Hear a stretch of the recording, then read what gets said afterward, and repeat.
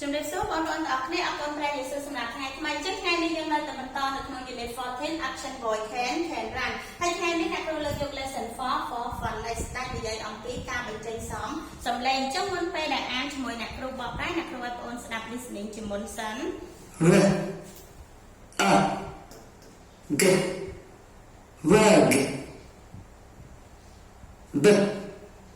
A G bug S A N sun bug sun rug. Listen and repeat. Repeat R A G rug R A G rock B A G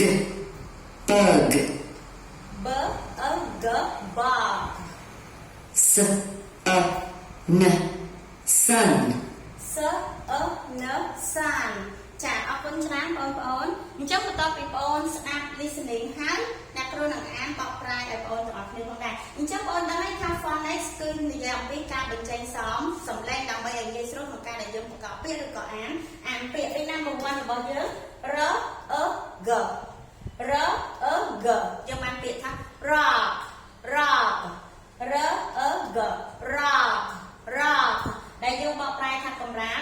ព្រមថ្នាក់ពីជានាមយើងបកប្រែជាភាសាខ្មែរថាកម្រាលព្រមយើងធ្លាប់បានរៀនមកហើយចា number 2 B A G B A G ដែលយើងបានពាក្យថា bug ដែលថ្នាក់ពីជានាមដែលយើងបកថាសត្វល្អិតអញ្ចឹងប្រភេទសត្វល្អិតដូចជាដង្កូវអីហ្នឹងយើងហៅថាជាប្រភេទសត្វល្អិតទៅចា number 3 S A N S A N យើងបានពាក្យថា sun